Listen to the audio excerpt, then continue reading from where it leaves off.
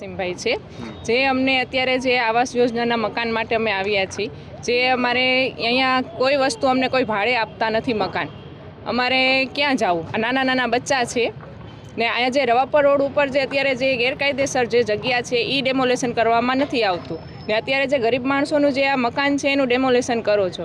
અમે એમ નથી કહેતા કે અમે ભારતના વિકાસમાં અમે સાથ સહકાર નથી આપતા, અમે સાથે જ છીએ, પણ તમે અમને આવાસ યોજનાનું જે મકાન છે, કોઈ જમીન છે, કોઈ અમને એવું આપો કે અમે અમારા બચ્ચાને લઈને રહી શકીએ. અહીંયા અમે વિકાસમાં, ભારતના વિકાસ માટે અમે સાથે જ છીએ. આ કેવો વિકાસ છે કે જે ગરીબ માણસોના મકાન પાડીને અહીંયા બગીચા બનાવવામાં આવે છે?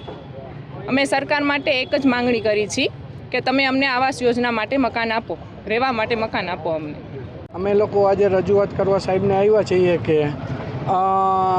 મંગળવારનો લાસ્ટ ટાઈમ 7 દિવસનો આપ્યો છે કે તમારે મકાન સ્વેચ્છાએ ખાલી કરવાના છે. અમે બધાય સ્વેચ્છાએ મકાન ખાલી કરવા તૈયાર જ છે, કેમ કે આપણે એવું જ ઈચ્છીએ છીએ કે વિકાસ થાય, વિકાસના કામમાં અમે બધા સહભાગી જ છે. પણ અમારો મેઇન મુદ્દો અત્યારે એ છે કે અમને ક્યાંય વૈકલ્પિક વ્યવસ્થા થઈ જાય એવી સરકારશ્રીને અને સાહેબને વિનંતી કરવા આવ્યા છીએ કે ક્યાંક વૈકલ્પિક વ્યવસ્થા થઈ જાય તો અત્યારે અમારો સમાવેશ થઈ જાય, કેમ કે અત્યારે કોઈ ભાડે મકાન તે કોઈ આપતું નથી. એટલા માટે તમે અત્યારે થોડા દિવસ પહેલાં પણ ખાલી કરવા માટે કહ્યું હતું. હા, શું થયું હતું ને શું આગળ કઈ જગ્યાનું છે? આપણે ભારતપરા પંચાસર રોડ ઉપરની અને સાવરની પાર અને જોશનગરના એરિયામાં અત્યારે અંદાજિત 300 મકાન જેટલા ડિમોલેશન થઈ શકે એવા છે. બધાને નોટિસ આપેલી છે. અમે લોકો હાઈકોર્ટમાં ગયા હતા, હાઈકોર્ટની અંદર જજમેન્ટ આવ્યું હતું તો થોડોક ટાઈમ રોકાઈ ગયો. અત્યારે વળી પાછું મહાનગરપાલિકામાંથી નોટિસ આવી છે કે 7 દિવસની અંદર તમારે, નોટિસ એટલે ઓર્ડર જ આવ્યો છે કે 7 દિવસની અંદર તમારે સ્વેચ્છાએ ખાલી કરવાના, તમારા સ્વખર્ચે કરવાના, એવો ઓર્ડર લખીને આવેલો છે.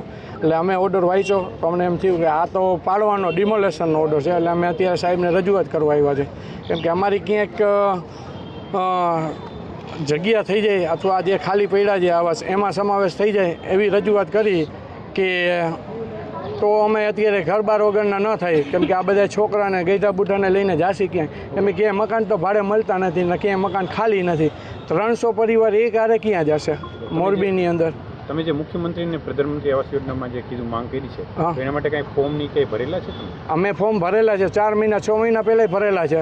અત્યારે અંદાજિત 250 જેટલા આવાસ યોજનાના ફોર્મનો રૂબરૂ સ્તર ઉપર આવીને એ લોકો સર્વે કરી ગયા છે. જે તે ટીમ અહીંયા આવી હતી એ લોકો સર્વે કરી ગયા છે, બધા ડોક્યુમેન્ટ આપેલા છે. એ ડોક્યુમેન્ટમાં જેને યોગ્ય લાગે અને જે યોગ્યતાને પાત્ર છે એ લોકોનો સર્વે કરી લે અને એમને મકાન આપે. કાયદેસર જે હકદાર છે એમને દઈ દઈએ મકાન. આપણે એવી જ રજૂઆત કરીએ છીએ. 4 મહિના પહેલાં સર્વે કરી ગયા છે, 250 મકાનનો સર્વે કર્યો છે અંદાજિત.